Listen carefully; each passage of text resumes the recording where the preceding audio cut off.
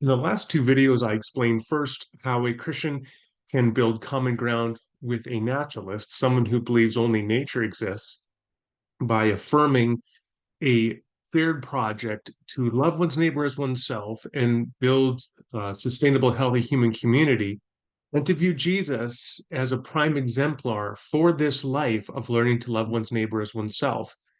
That is a way to pursue an agreement apologetic to begin to build bridges with people like a naturalist about which you may disagree on so much else, but you can nonetheless build very positive agreement and I think powerful and profound agreement on something like this common cause to build human community together. And then in the last video, I distinguished naturalism from atheism, said these are two different things. Naturalism is a positive claim that only nature exists, but atheism is a negative claim that God does not exist. There are different claims, and one could be a naturalist without being an atheist, or one could be an atheist without being a naturalist. Okay, so then what I want to talk about now is in this video is how to build common ground with between atheism and Christianity by reducing the distance between atheism and Christianity. We're going to talk about that more again from my book, The Doubter's Creed. So first of all, the atheist, as I said, is person that takes the position. This is how I'm defining it, fairly standard definition in this video, uh, is that an atheist is a person who denies that God exists. They do not believe God exists.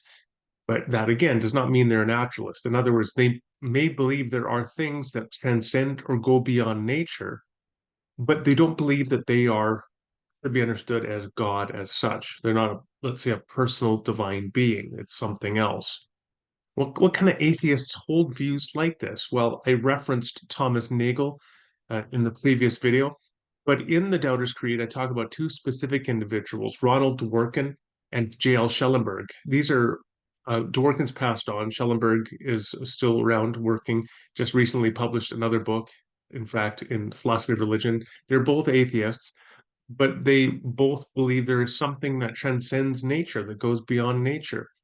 What kind of thing would that be? Well, one standard view, one very common view of what that transcendent thing would be within an atheistic metaphysical framework would be a Platonic sense of the good. In other words, some absolute sense of the good, of moral value, which just exists beyond and independently of nature, but which is not itself a personal being, such that we would call it God in that conventional sense. So there are atheists who have this sort of Platonic view of the good. One of them one well-known one recently is the philosopher Eric Wielenberg, who takes this view.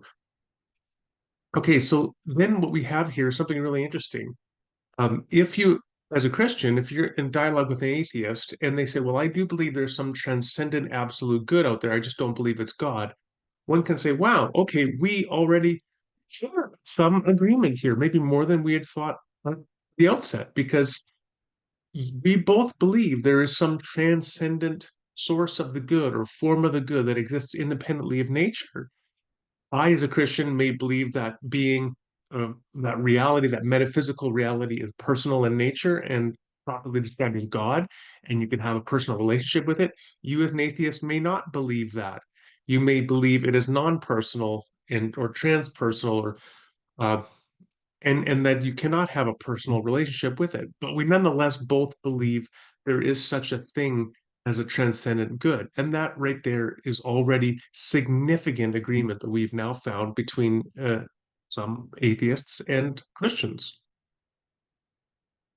Well, we now need to appreciate that there's actually even more agreement than one might recognize. You see, within the Judeo-Christian religion, we can say within Christian theology, there's very broadly two different approaches to thinking about the divine.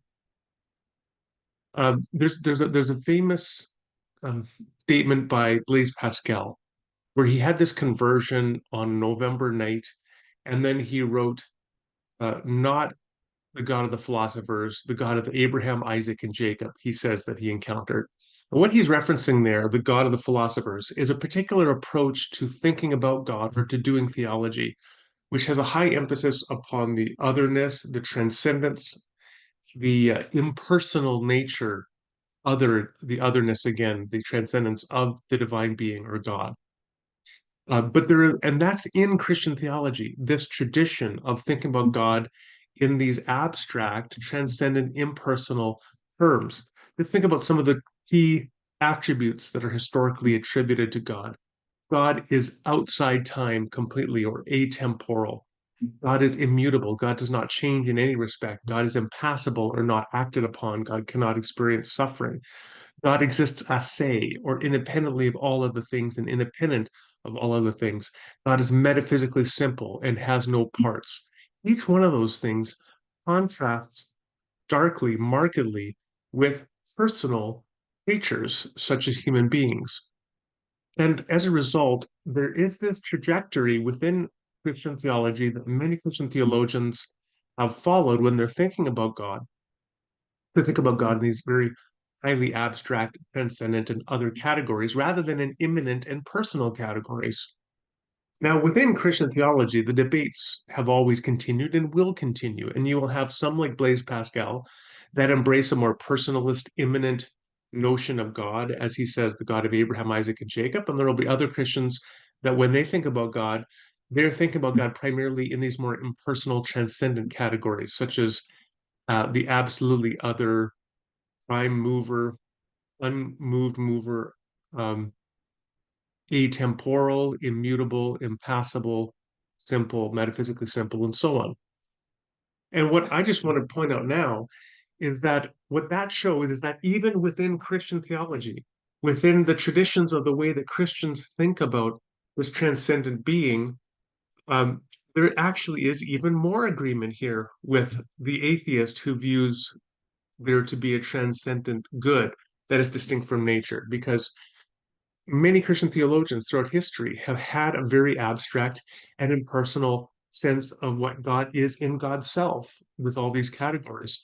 And so within that trajectory of Christian theology, there is even more overlap to be found within this impersonalist and transcendent approach to the atheist who says, I don't believe in God, but I do believe there is this absolute, metaphysically other transcendent good or form of the good. And that is even more of a basis on which at least some trajectories of Christian theology or traditions of Christian theology can develop and explore further continuity with atheism. And so, what it turns out we find is that atheism and theism are not simple binary opposites. Because, in fact, just as there is a range of views of what the divine is or what God is, so there are a range of denials of that. And one may deny one version while accepting another version. And so a person may be an atheist with respect to some conceptions of the divine, but not others. And what a Christian might want to do then is to begin to explore through dialogue and further understanding of others what their positions actually are, what it is that they are denying, and what it is that they may be accepting. And you may discover that there is, in fact, more common agreement with a person that you thought there was just no common agreement at all, precisely because you took the time better to understand their position.